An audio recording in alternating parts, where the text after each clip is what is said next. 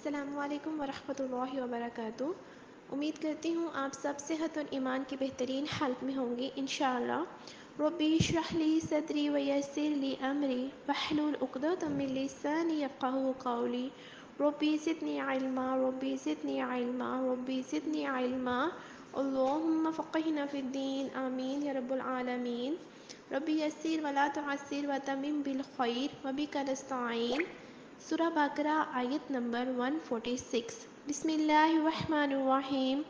الذین جو لوگ کے آتیناہم الکتاب دی ہم نے ان کو کتاب، یعرفونہ پہچانتے ہیں اس کو، کما جیسے یعرفون پہچانتے ہیں ابناءہم بیٹوں اپنوں کو، وَإِنَّ اور بے شک فریقاً ایک فرقہ منہم ان میں سے لیکتمون البتہ چھپاتے ہیں الحق حق کو وہم اور وہ یعلمون جانتے ہیں۔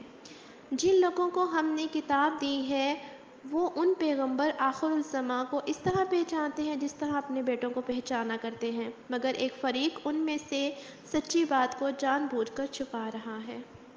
وہ لوگ کہ جن کو ہم نے کتاب دے رکھی ہے، اب یہاں پہ کتاب سے مراد تورات ہے کہ وہ اس کو پہچانتے ہیں۔ اب کس کو پہچانتے ہیں؟ محمد صلی اللہ علیہ وآلہ وسلم کو، جنہیں ہم نے کتاب دی ہے۔ اب اس کتاب سے پڑھ کر یہ پہچان چکے ہیں کہ وہی نبی ہیں، تو وہ اس طرح پہچانتے ہوئے جیسے کہ کوئی اپنے بیٹوں کو پہچانتا ہے۔ اب دیکھیں بیٹے کو پہچاننا کس کے لیے مشکل ہوتا ہے؟ اگر کوئی نابینا ماں بھی ہے نا جو دیکھ نہیں سکتی، تو وہ بھی اپنے بچے کو پہچان لیتی ہے، اس کی خوشبو سے، اس کے آثار سے ہاتھ لگا کے۔ تو یہی معرفت ہوتی ہے کہ کسی چیز کی ایسی گہری سمجھ اور پہچان کہ جس میں انسان کوئی دھوکہ ہی نہ کھا سکے، ٹھیک ہے؟ بلکہ اس طرف پہچانتے ہیں جیسے کوئی اپنے بیٹے کو پہچانے۔ اب یہاں پہ دیکھیں بیٹے کا ذکر کیا گیا ہے، بیٹی کا نہیں کیا گیا۔ اب اس کی وجہ ایک تو یہ ہے کہ جب بنی اسرائیل کا تو اس میں صرف بیٹے ہی نہیں مراد تھے، ابن کہہ کے یہاں پہ بیٹیاں خود بخود یہاں پہ بیچ میں آ رہی ہیں، ٹھیک ہے؟ تو یہ ایسے پہچانتے ہیں جیسے اپنے بیٹے کو پہچانتے ہیں۔ اب دوسری بات یہ بھی ہے کہ قدرتی طور پر نا انسانوں کے اندر بیٹوں کی محبت زیادہ بھری ہوئی ہوتی ہے۔ اگر یہاں پہ اب کہا جاتا نا کہ وہ ایسے پہچانتے ہیں جیسے اپنی بیٹیوں کو، تو پھر یہاں پہ یہ بات ذرا سی کم لگتی ہے۔ اور ان میں سے ایک گروہ، اور وہ گروہ ہے، کون سا گروہ ہے؟ ان کے اسکالرز کا، ٹھیک ہے، جو ان کے عالم تھے ان کا۔ البتہ وہ حق کو چھپا دیتے ہیں، یعنی کہ کور کر لیتے ہیں۔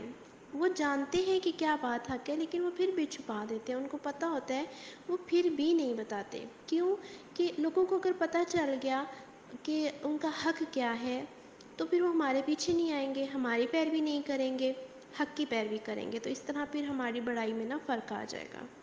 تو مشکل یہ تھی ان کی، اور اوپر سے بات یہ بھی تھی کہ یہ زیادہ بڑا جرم ہے۔ انسان ایک چیز کو پہچانتا ہے، اس کے بعد وہ اس کو نہ مانے تو پھر یہ بھی ایک بہت عجیب بات ہے، ٹھیک ہے؟ انسان نا بہت عجیب چیز ہے، جو دل اس کا اندر ہو جاتا ہے نا تو اسے کچھ نظر نہیں آتا، یعنی کہ حق چھپ جاتا ہے۔ اب دیکھیے حضرت ابراہیم علیہ السلام کو جب لوگوں نے آگ میں پھینکا تو وہ ان لوگوں نے اپنے ہاتھوں سے آگ جلائی تھی، ٹھیک ہے؟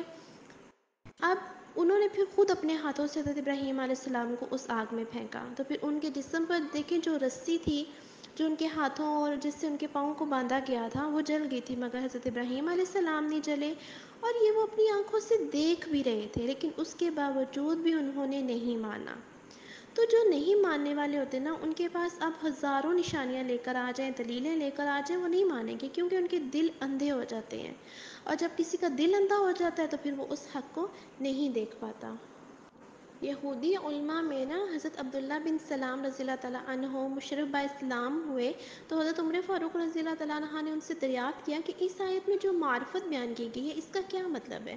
تو انہوں نے فرمایا کہ اے عمر رضی اللہ تعالیٰ عنہ، میں نے حضور اکرم صلی اللہ علیہ وآلہ وسلم کو دیکھا تو بغیر کسی شک و شبہ کے فوراً پہچان لیا، اور میرا حضور انور صلی اللہ علیہ وآلہ وسلم کو پہچاننا اپنے بیٹوں کو پہچاننے سے زیادہ کامل و مکمل تھا۔ حضرت عمر فاروق رضی اللہ تعالیٰ عنہ نے پوچھا وہ کیسے؟ تو انہوں نے کہا کہ سید المرسلین صلی اللہ علیہ وآلہ وسلم کے اوصاف تو ہماری کتاب تورات میں اللہ تعالیٰ نے بیان فرما دیے ہیں، جبکہ بیٹے کو بیٹا سمجھنا تو صرف عورتوں کے کہنے سے ہے، یعنی کہ حضور پر صلی اللہ علیہ وسلم کی جو پہچان ہے نا وہ اللہ تعالیٰ نے کرائی ہے۔ جبکہ اولاد کی پہچان تو عورتوں کے کہنے سے ہوتی ہے. تو حضرت عمر فاروق رضی اللہ تعالیٰ عنہ یہ سن کر پھر ان کا سر چوم لیا. تو اس واقعے سے یہ بھی معلوم ہوتا ہے کہ غیر محل شہوت میں دینی محبت سے نا پیشانی چومنا بھی جائز ہے.